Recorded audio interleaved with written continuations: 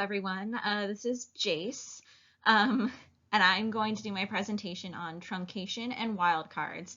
I decided to have a picture of coffee in my title card because I don't know about you, but when I go to do a search, I have to have a cup of coffee in my hand to be able to focus and take my time with the search.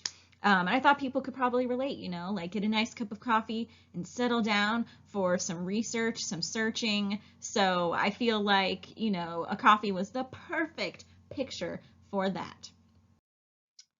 Okay, so we are going to be talking about truncation and wildcards, as I said. Now, the most common symbols, for truncation is the asterisk, exclamation, question mark, and the pound symbol or hashtag, if you use Twitter and Instagram and whatnot.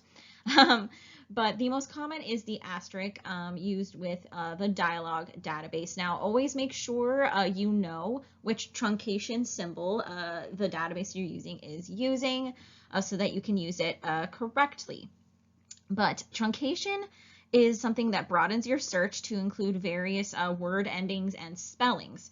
So basically what you would do is you would put the root of the word and then put the truncation symbol at the end or at the beginning. It depends on the word that you are using, and then the database will have results for anything including the ending of that root word.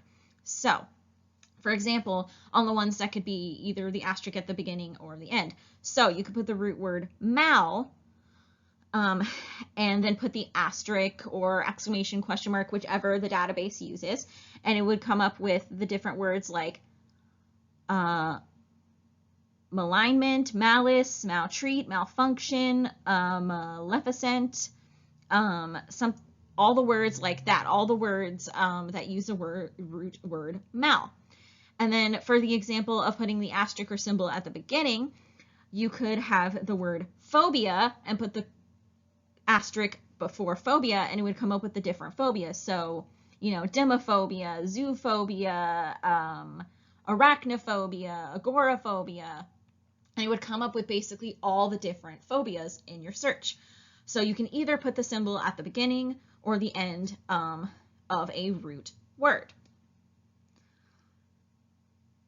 And then with wildcards, it's similar to truncation, but the symbol will substitute a symbol for one letter of a word to include like various different spellings. So like in England, they spell color with C-O-L-O-U-R instead of C-O-L-O-R.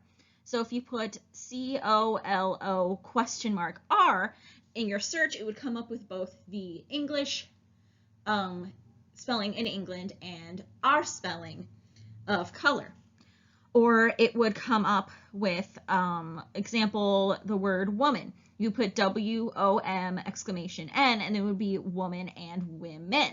So basically, truncation and wildcards are a way to expand your search to include all various spellings and root words and stuff like that, just to broaden your search.